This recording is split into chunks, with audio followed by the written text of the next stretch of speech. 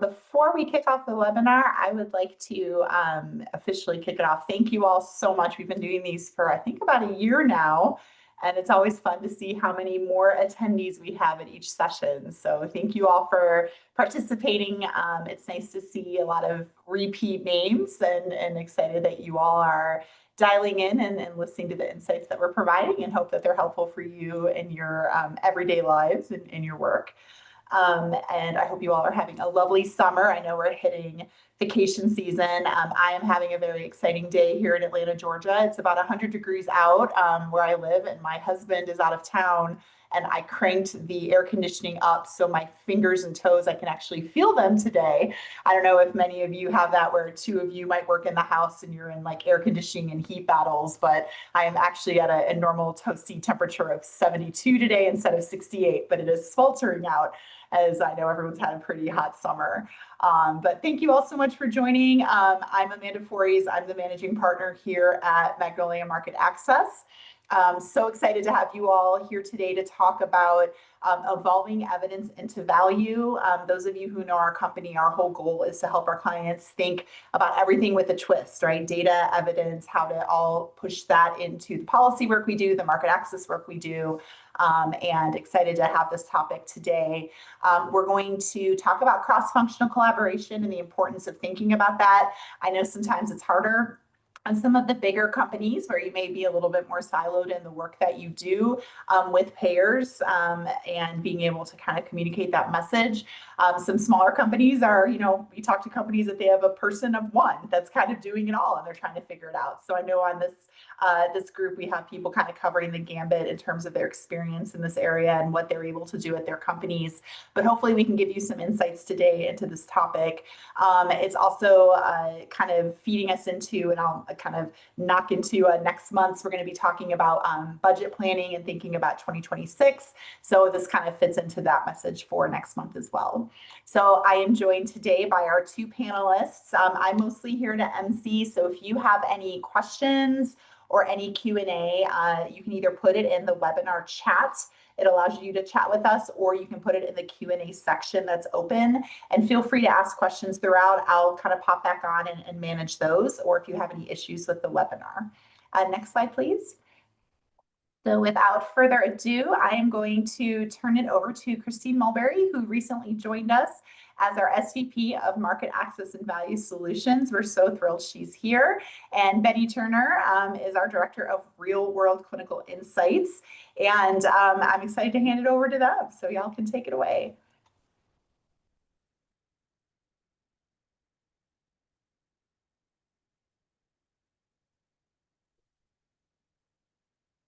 All right, well, thank you, Amanda. Excited to be here with Beni presenting our webinar today on evolving data into value. So just a few things that we're going to go over today. We're going to talk about how important it is to align on shared goals and the individual roles that each of us have in creating value. Talking about what value is. So like, what does it mean for us and our different stakeholders in this world that we exist in, understanding those stakeholder roles and how values can be understood better if we know what our stakeholder roles are, diving into evidence and the need for data and evidence and the role of evidence in developing value. And then lastly, talking through the benefits of collaboration with both our internal and external stakeholders. Okay, so starting off, our shared goal. Those of you who have worked with me in the past know that number one, anytime I start work on a project or with a client, I'm always asking, what's our goal of this work that we're doing here? What are we trying to accomplish? So I know there's many people on the line right now with lots of different jobs, but I think that we can all agree that we're all here for one shared goal, right? We're all here to help patients get the treatments that they need when they need it.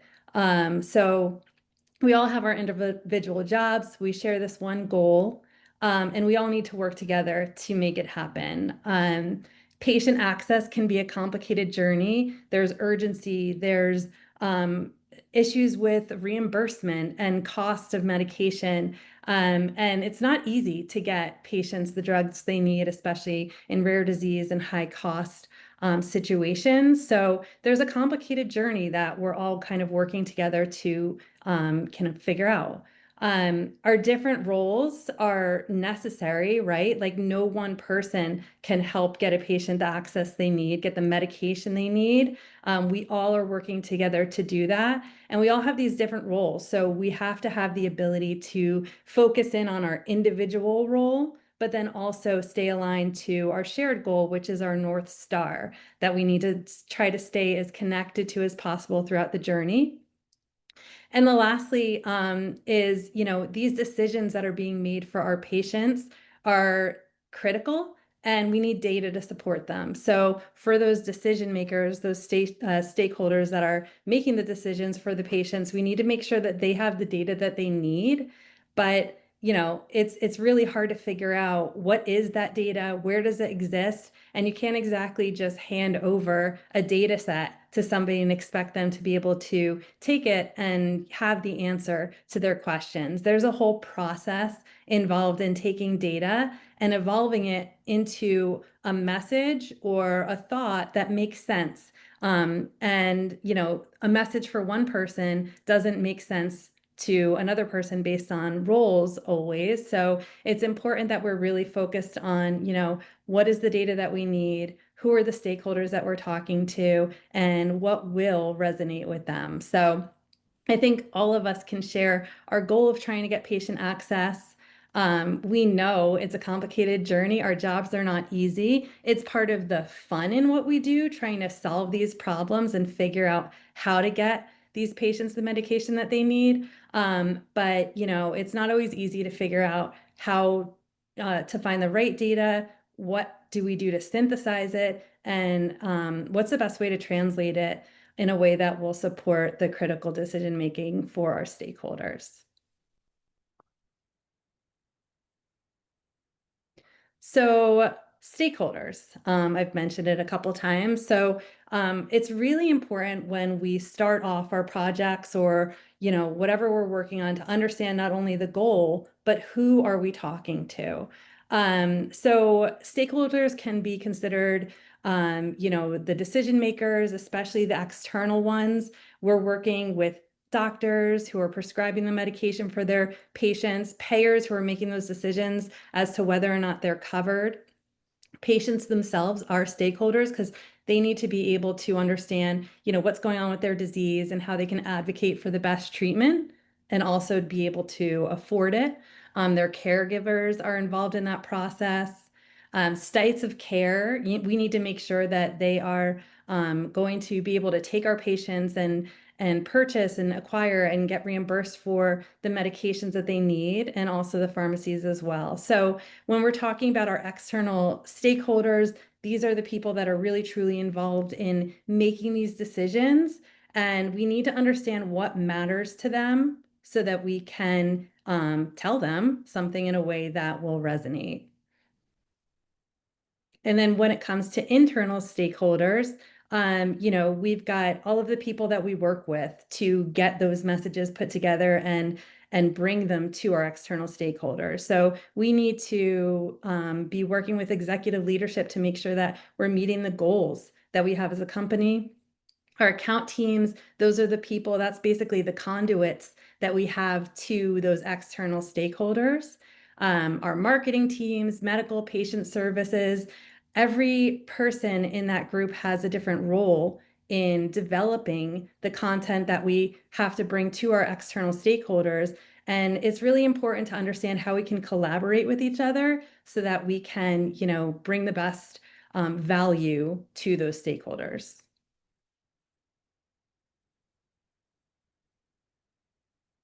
So diving in a little bit deeper, as we look at these external stakeholders, which examples are our payers, HCPs, sites of care, patients, even our distributors, we need to first start off with what's our goal with each of them? So when it comes to payers, this may seem obvious, but we want to develop favorable medical policies. HCPs, they really care about the clinical evidence to make sure that They're prescribing the right medication for their patients, but they do also care that their patients are going to be able to have the medication they need and be able to access it and afford it. Sites of care need to make sure that it's an easy process to, deliver the medication to our patients, that they can get it when they need it, they can acquire it, they can get reimbursed. And then we need to make sure that we have effective distribution models for our distributors so that they can partner with us. And for the patients, we need to support them in getting access to the medication they need when they need it. So these are our goals. This is what we want to do, or some examples of that. So understanding these differences to start between each of these stakeholders is important so that we can tailor strategies that resonate with them effectively.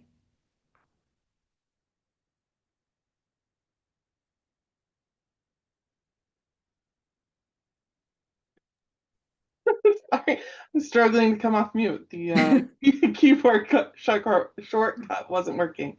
So when we think about kind of our overall message here is around value, right? So taking disparate data sources, kind of synthesizing that and creating this value message, and then figuring out tactics for how to deliver that in an impactful and meaningful way for each of the stakeholder groups. And we will talk today a little bit about value at the stakeholder group level, but we'll also talk about value a little bit at the personal level, just to kind of give some kind of color commentary and examples of how that value story gets built, because each stakeholder that you're meeting with, each person that you're presenting any information to, is kind of bringing their own lens into whatever you're presenting, right? So how do you translate your message in a way that's going to meet that person where they're at? So value overall is defined as the quality or idea that's considered important, reflecting personal or societal beliefs and guiding behavior. In biopharma specifically, we're looking at values, kind of this complex narrative that includes, patient outcomes, economic benefits, how those tie into patient outcomes, any efficiencies in the healthcare system or care delivery, and then also from the patient perspective, affordability, right? Again, harkening back to that kind of North Star of patient access. We want to make sure that patients are able to access and receive the treatments that are both impactful for them and also could kind of provide that greater value to their life. So to give you just a fun stat about the value of value, thinking about again all those different stakeholders, right? So let's say you have this group of people you're presenting to. They could be payers, they could be HCPs, they could be anyone. They could even be patients. So each person in this group is going to come to that conversation, is going to show up in that room in a different way, with a different lens.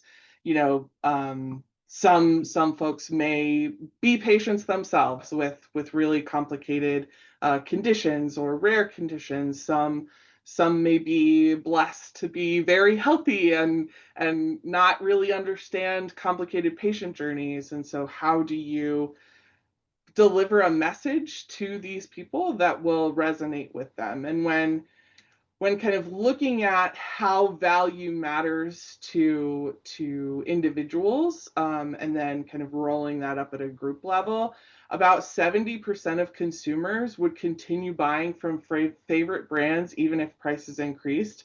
And I think that's really well demonstrated in the pharmaceutical realm, because if you think about kind of your payers, your PBMs pushing for generic usage, and patients are like, no, I want to buy brand Excedrin, I want to buy brand Tylenol, because they're so bought into that brand that they're willing to pay that extra fee, right?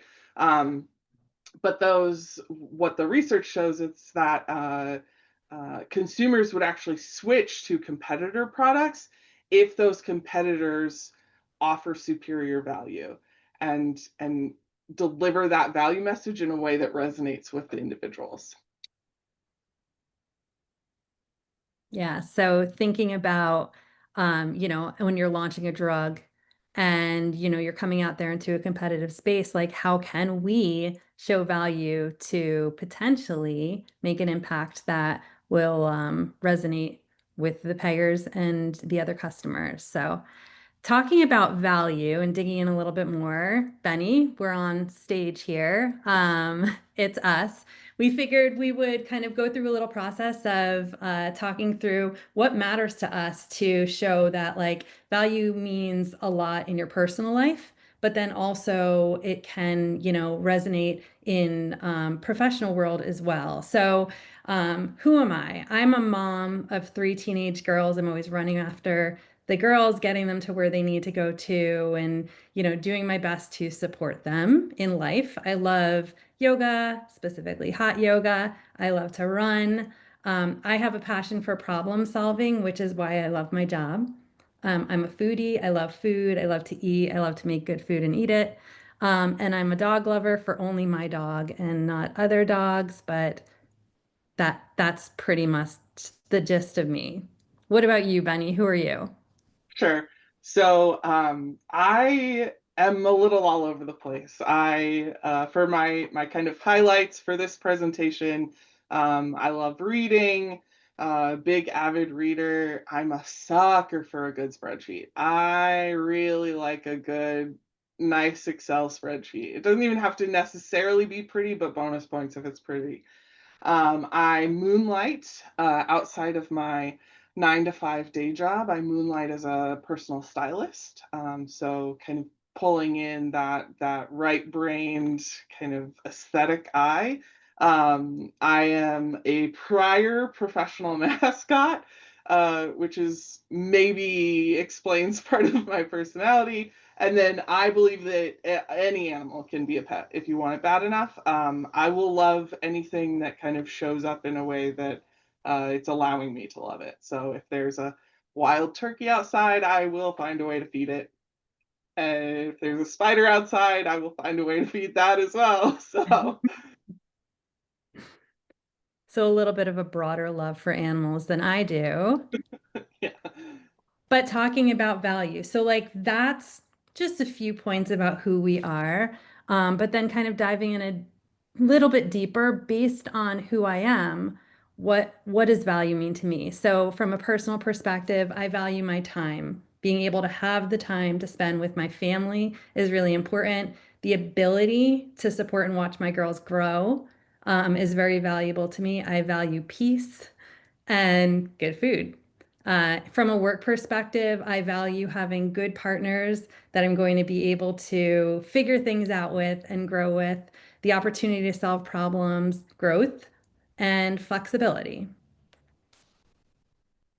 And for myself, thinking about those same buckets of personal and work in my personal life, I very much enjoy space. I like not being in crowds.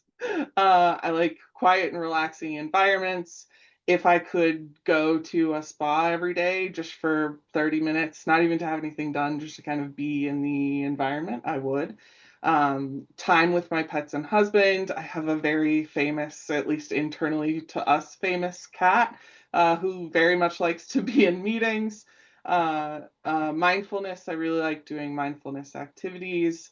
In my work life, I really enjoy the ability to kind of zoom out and in between kind of in the weeds project work or really detailed work, coding, programming, etc. And then zooming out to more of the strategy. So looking at how we're taking insights we're using in that kind of in the weeds project work and building it up to a larger message.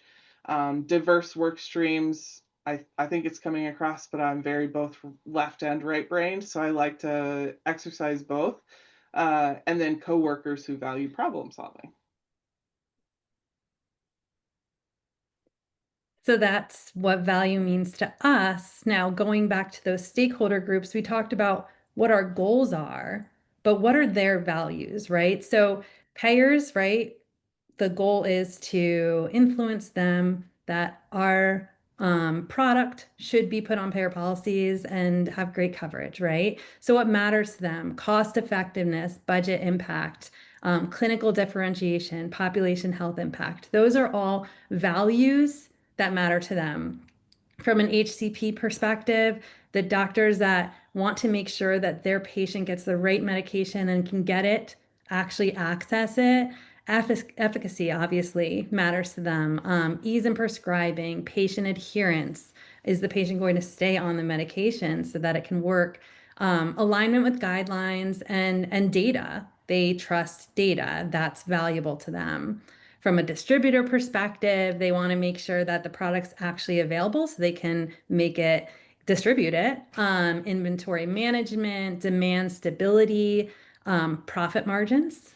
From a site of care perspective, things that they value are reimbursement. They need to get reimbursed for the cost that they're putting out there to acquire the products.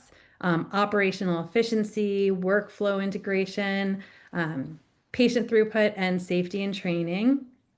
And then some examples of things that patients value, obviously health outcomes, right? They want to be better. They want to be able to live a great life. Access and affordability, convenience and coordination, trust and understanding. So these are some examples of the values of the external stakeholders that we're working with. And like we said, it's really important to understand these values so that we can kind of understand their thinking and we can talk to them in a way that resonates and matters to them.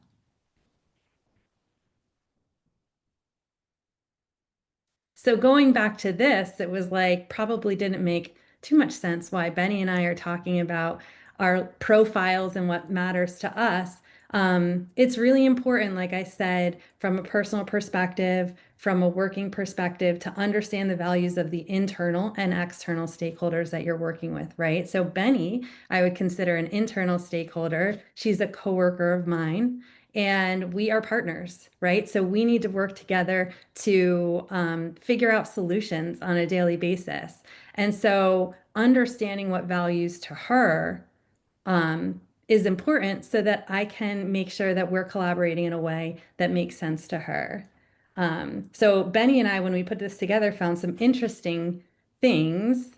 Beni, do you want to take it from here?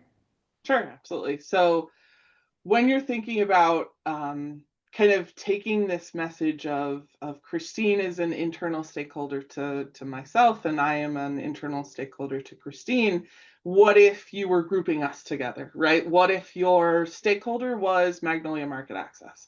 Then where are those commonalities that you can find in the individuals to kind of zoom out of the individual level value and provide a value message that is kind of comprehensive and meets MMA where they're at. So just highlighting some of the things that we saw between our definitions of value that match up. So the time, peaceful, quiet environments. We're probably both a little bit introverted.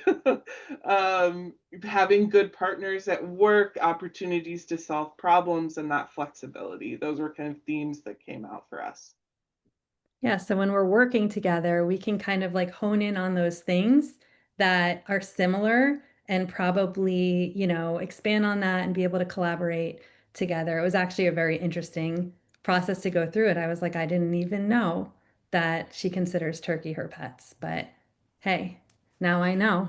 And I can send her pictures of the turkeys that I see on the road when I pass them. So stepping back into the how you're taking all of the information that's available and out there and developing it into that value. So kind of stepping back into earlier stages in that process. I have here some sources of evidence or data that could be synthesized to create an overall kind of value message or value package or evidence package. Each of these they exist within their own world. If you've been on prior Magnolia Market Access webinars, you might know I really like talking about the data universe. I am a data person.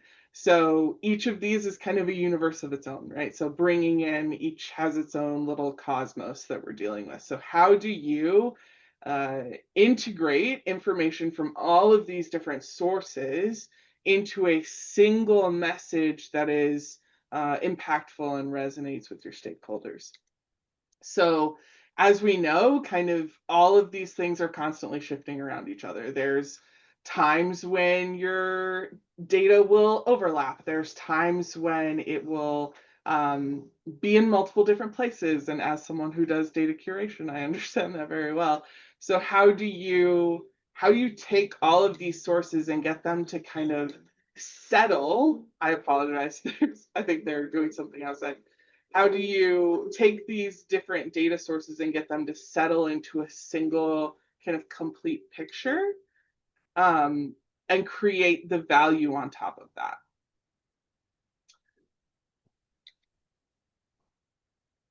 So to give you a concrete example that we'll walk through and pull back into a couple of times in this presentation, this is a case study of a client of ours who needed to reestablish their kind of market value about 10 years post-launch. So what they found, the situation that occurred, was that there was this therapeutic area. The products to treat that therapeutic area for the most part had been treated with parity the entire time that they had been on market.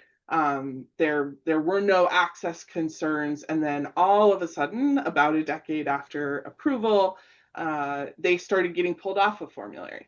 So their competitor product, there's one in particular, their competitor product started not only being preferred, but really kind of pushing them out of the nest, if you will. So patients were losing access to this drug, and what we did is we kind of put our heads together and thought about, okay, what happened here? Why did this happen? So if we understand the why, maybe we can figure out a path forward, right? And so when we sat down and thought about it, what we realized is that their competitor, who's a top 10 pharma company, very, very large pharma company, invested all of their resources for the competitive product into value messaging on efficacy gains. They had slight efficacy gains over the client product. And so they really pushed on that message. They thought, hey, here's our golden nugget. We're going to only push that, right? So they were able to make that efficacy argument. And then on top of that, because they're such a large biopharma company, they were able to provide payers with these preferential contracting agreements. So, we'll provide you rebates on this to make ourselves cheaper if you'll, kind of scratch our backs here. So the client's product demonstrated efficacy data was good. There were no problems with efficacy data. So really we needed to figure out, how do we create that value beyond the efficacy, or outside of the efficacy point, right? Efficacy is going to be important. No one's going to want to cover and administer a drug that doesn't work. But how do we find our niche and invest there? Right. So we took a step back, right? Going back to understanding our stakeholders, right? I mentioned earlier, we're thinking mainly about the payer, right? So we have an issue with payer policies, right? This product has been removed from some formulary, and we need to figure out how to get it back on, right? So we need those payers, again, our goal to develop these favorable medical policies for our product. And it seems like it could just be a payer play, but also it's an HCP and patient play as well, right? So the HCPs aren't going to be prescribing the medication if it's not covered. So we need to ensure that they support the need for the medication and the patients as well, right? So maybe there's an impact on the patients by not having them access to this medication. So we need to dig in and figure out how to get all of these stakeholders involved in fixing this problem. So looking back again, we went back to, okay, who are our stakeholders, payers, HCPs, and patients for this scenario?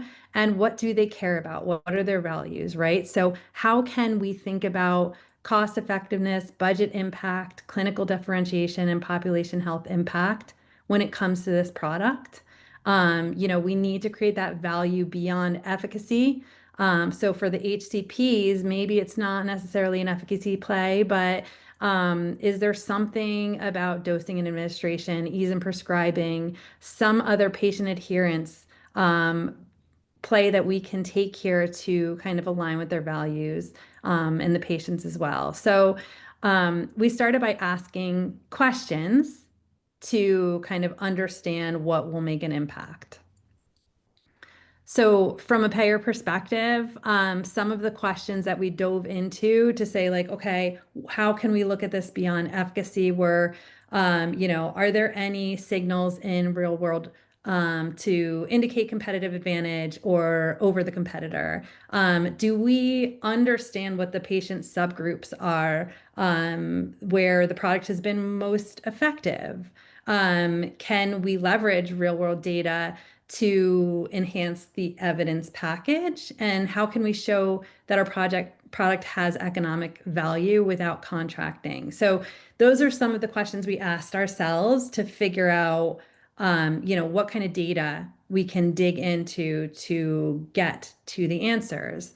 And from an HCP perspective, I mean, there's 10 years of data here. What is the reputation of our products? Like, what do the doctors think? How has it been working for our patients? How are they going to react when they find out they can no longer prescribe this medication that they have, been relying on and that they have trust in? Are there any issues with switching? So obviously the efficacy is good for this competitive product, but maybe there's something else going on. Maybe there is some sort of side effect that, results in something else that increases issues for patients.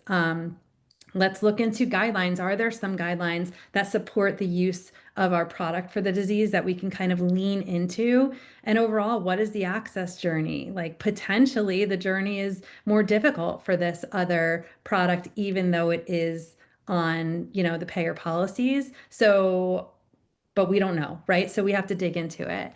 And then from the patient perspective, we thought about how are patients going to react to having to switch their medication? Maybe they've finally gotten to a point where they feel like there's something that can help them with this issue and they don't have to worry about heart failure. How are they going to react when they have to switch a medication just because their insurance doesn't cover it? Is there more out-of-pocket cost for the patient? So just because it's on a policy doesn't mean that it's free. So potentially maybe there's a greater out-of-pocket cost. Are they going to need to find a new place to get the medication? Is it going to be available for them near them? Is it going to be more of an issue trying to get it, which kind of leads to adherence issues?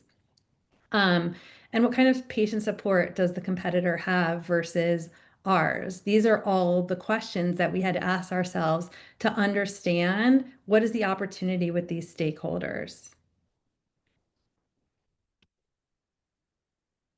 So zooming back out of that very specific case study, thinking about the next step in that process, right? We talked about at a high level, all of those different data sources kind of coming together and settling into a single picture. So how do you get that to happen?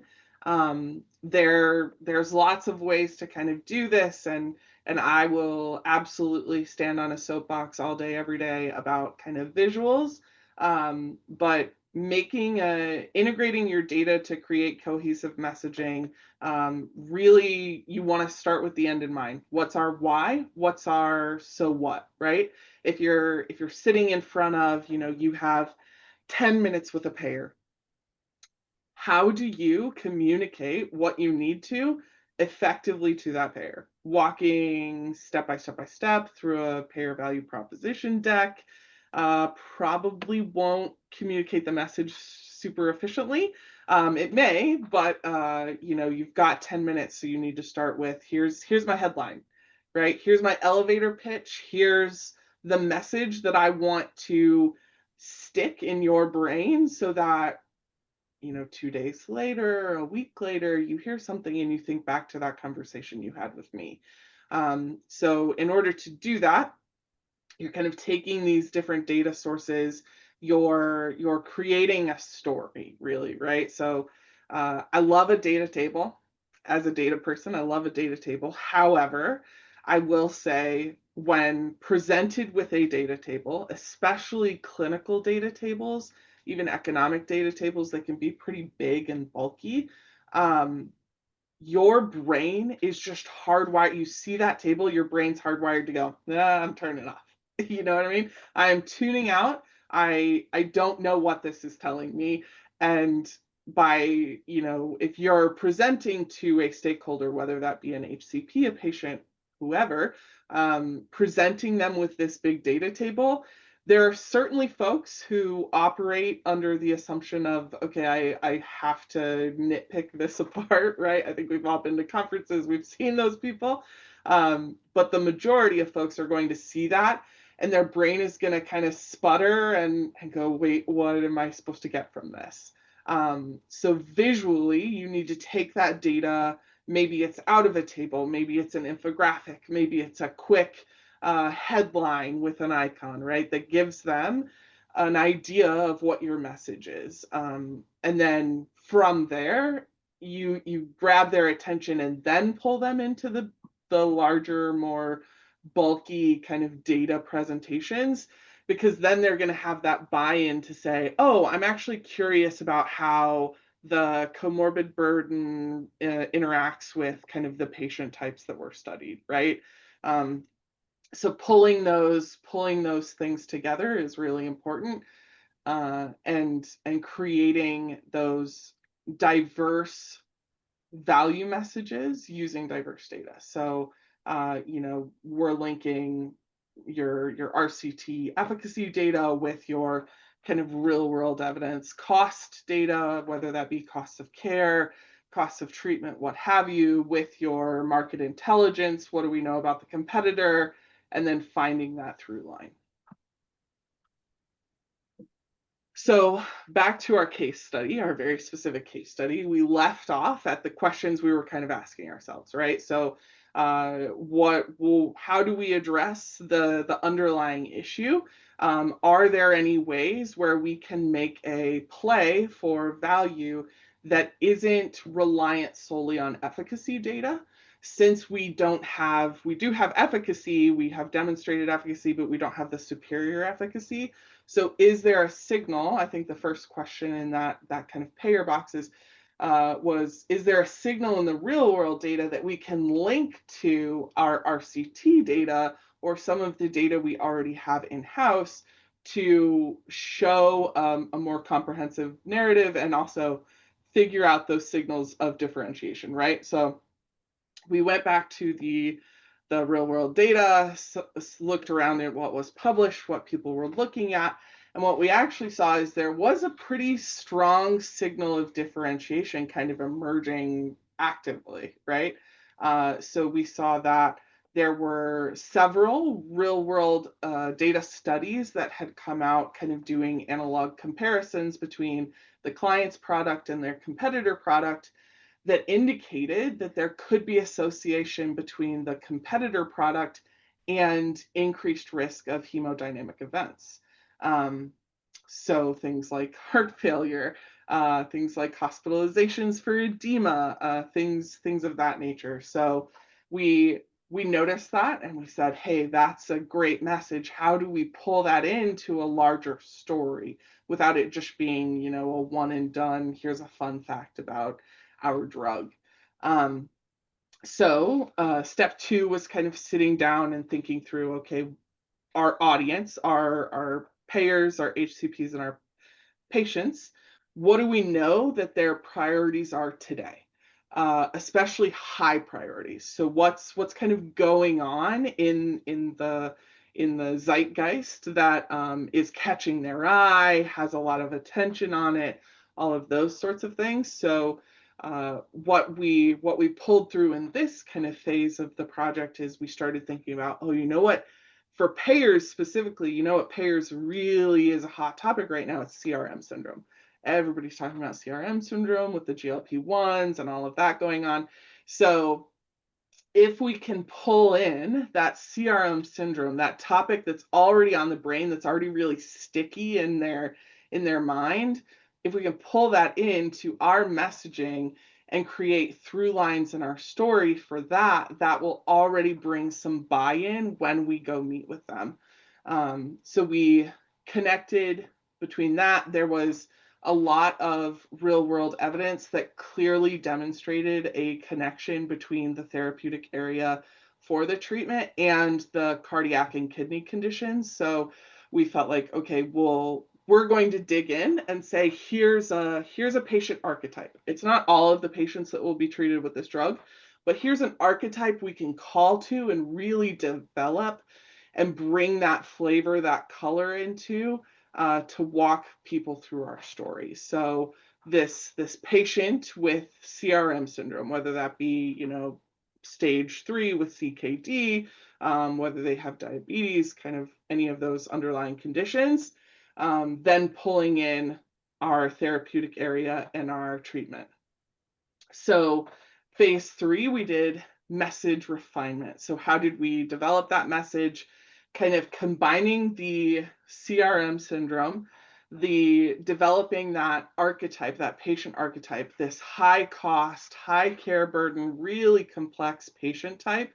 And then we pulled in, okay, let's bring in some of our RCT insights around efficacy, and then let's also bring in some mechanism of action insights, because what we knew is that the client's drug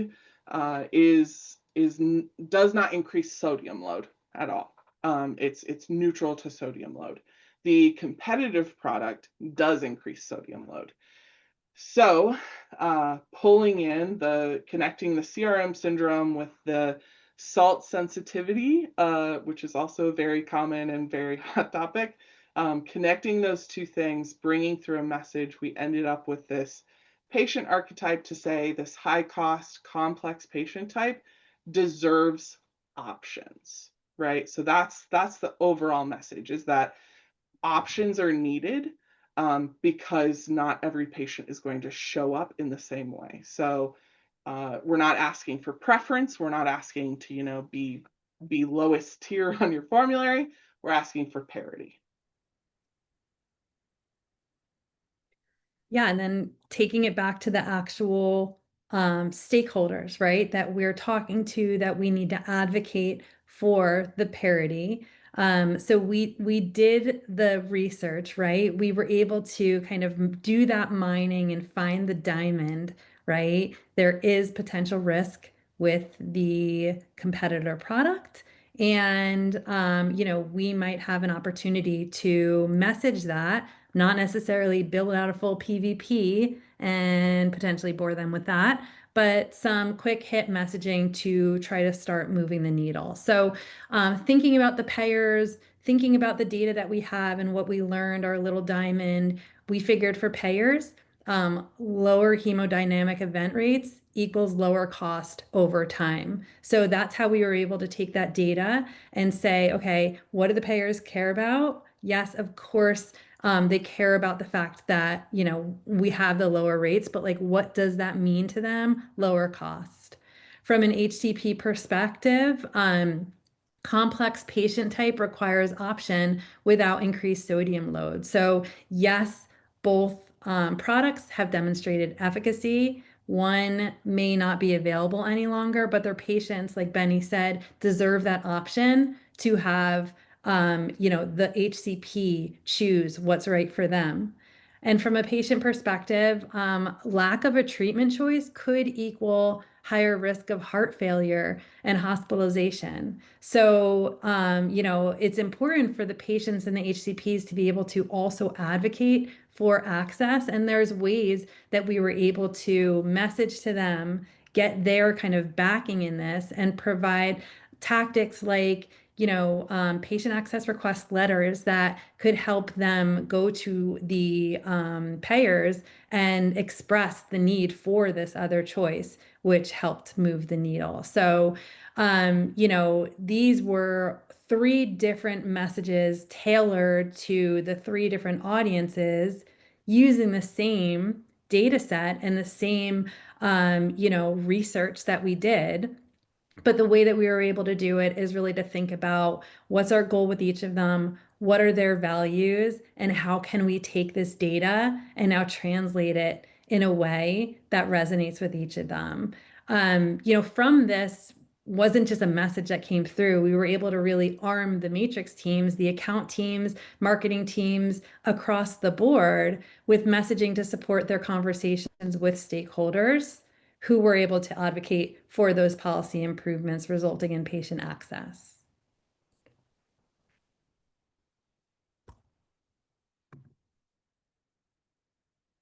So, fun fact, the IKEA effect. So the IKEA effect is a study that was done that found that customers assign higher value to products when they've had a hand in creating them. So if a customer has had a hand in creating them, which in IKEA, you basically build your own furniture, they're going to be engaged with it, have stronger engagement and willingness to adopt new offerings. So what does IKEA have to do with us? Going back to all of the internal stakeholders, we need to make sure that everybody is involved and engaged and collaborating with each other. And if we can get all of those stakeholders to engage, and in the creation of these messages, like we just talked about, in solving our problems, they're going to be more apt to use the tools we create and be advocates as well for access, even if they're not necessarily in that access silo.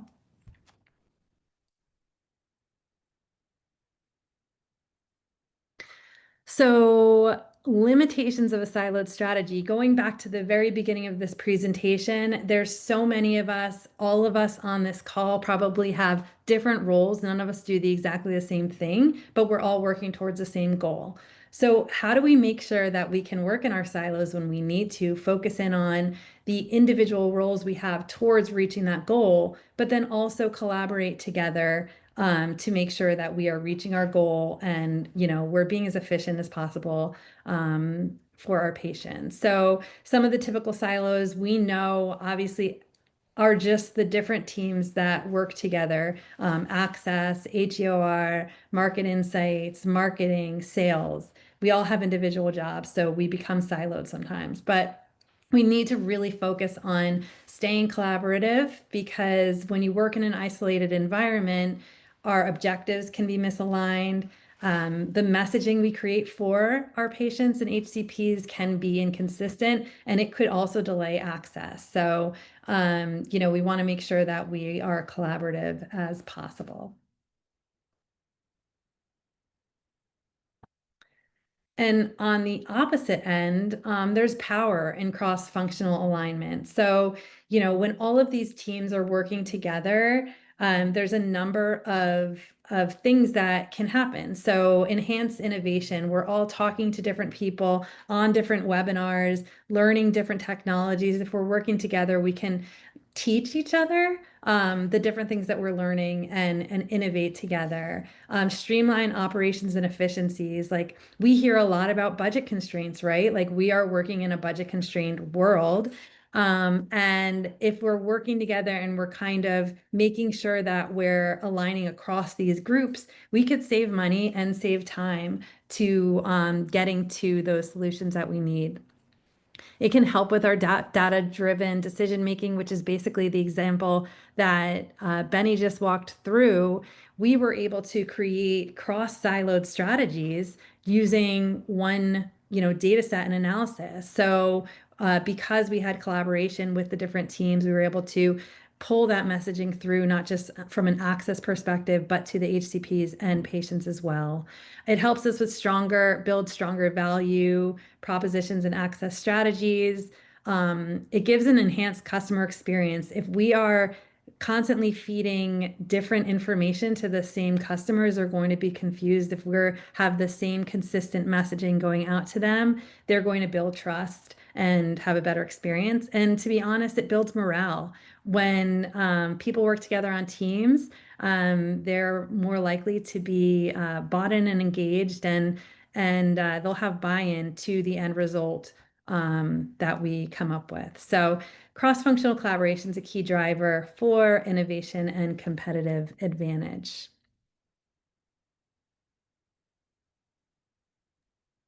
So we've talked a lot about external stakeholders. We did originally kind of kick it off with both the internal and the external. So thinking through the collaboration, right? Each of these internal stakeholders interacts with external stakeholders. Same is true back and forth, right? There is a channel back and forth that's happening there. These connections are a huge web, right? This is pretty messy in terms of lines. Huge web is going on. So how do you internally know, okay, my policy and pricing team is on the same page as my analytics team?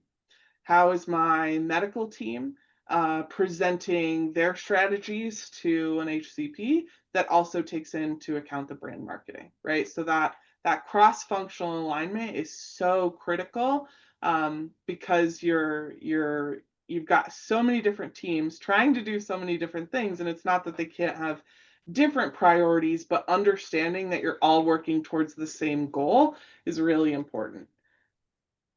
And at the end of the day, all of these connections, all of the different back and forth, and there would be a lot of different back and forth between even the internal stakeholders, right? All of it leads to patient access. So that kind of North Star we were talking about, how we get to patients receiving drug that will be impactful and meaningful for them.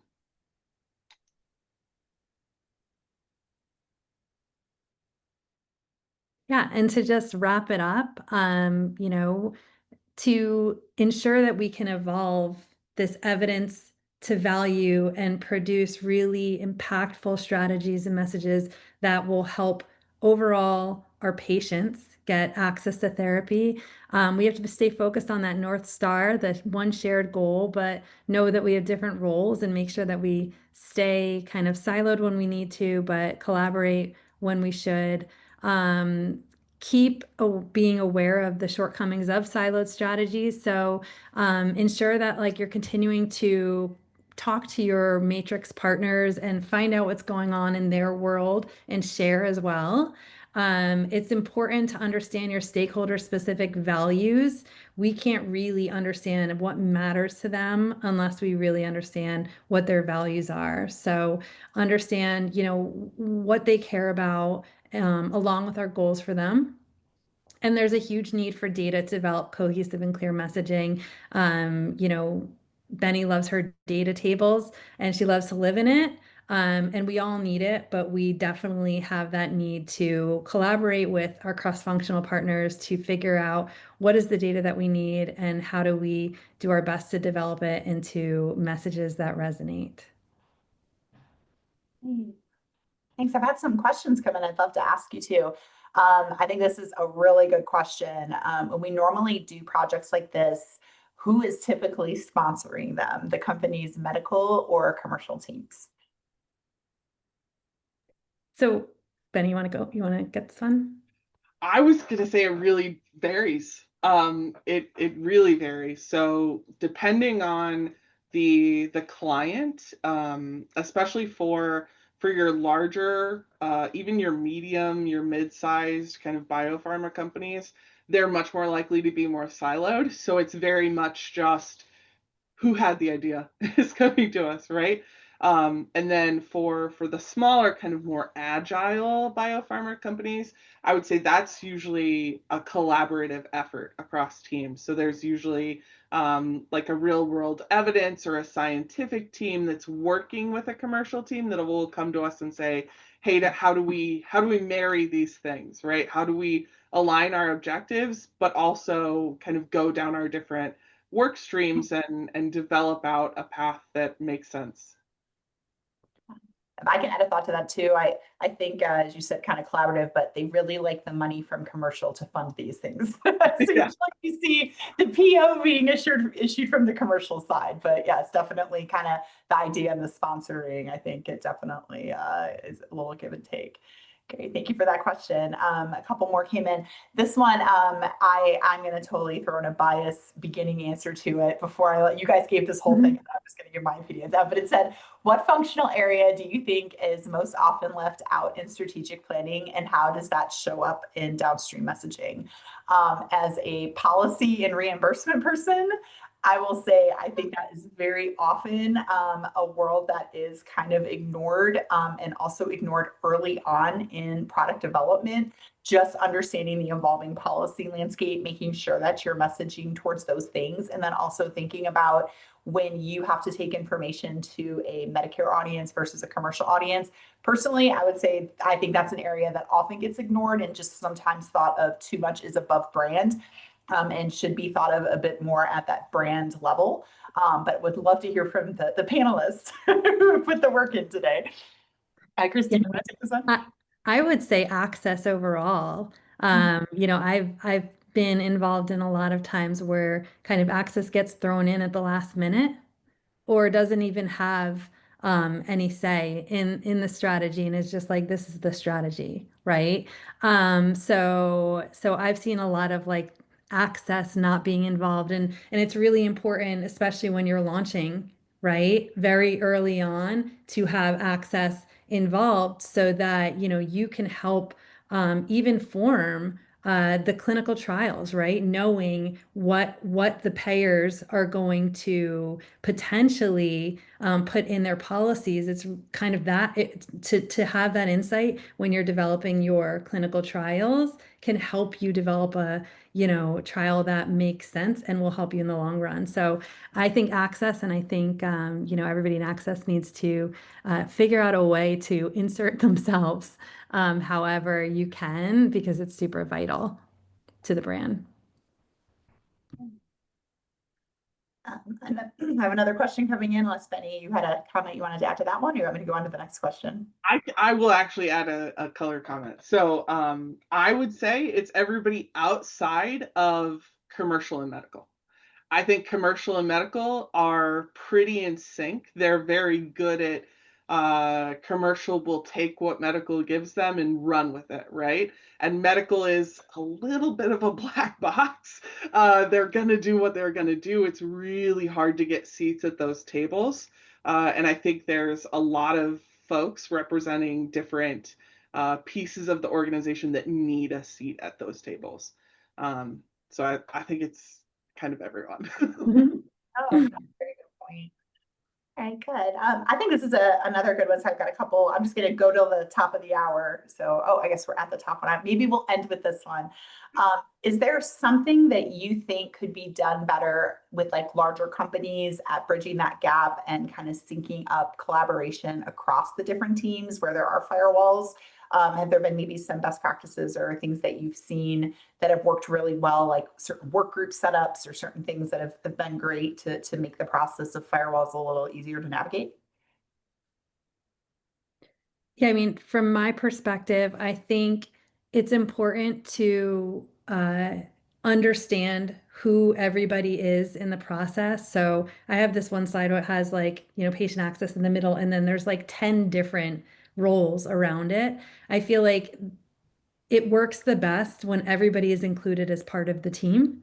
And so once they're part of the team, then they get invited to all of those different meetings that are had. So it's important to incorporate all of the different roles in the brand, whether it beyond commercial, as part of like the brand team and the strategic team, and include them in core team meetings.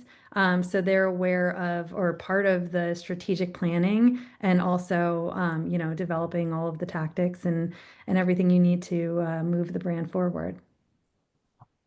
Well, thank you both. Do we want to announce? Yes, the next month's webinar We keep joking around and we're saying in a broke world in pharma, which I don't think's happened in a very, very long time. We're all in a lot of budget constraints right now, trying to figure out what's happening. Normally we have policies and we know what's coming when they're passed. Things have been announced and we don't have details, right? So we're very much in a confusing time right now in our industry. How do you brand plan? So that's going to be next month's webinar. We're very excited to host it. So excited you all join us today and hope that we'll see you then. Feel free to reach out to us with any questions. We always post these on our website. And again, happy to have you here, and feel free to share this with any colleagues or friends that you think would enjoy the webinars. Thanks so much and enjoy the rest of your July and early August. See you next month.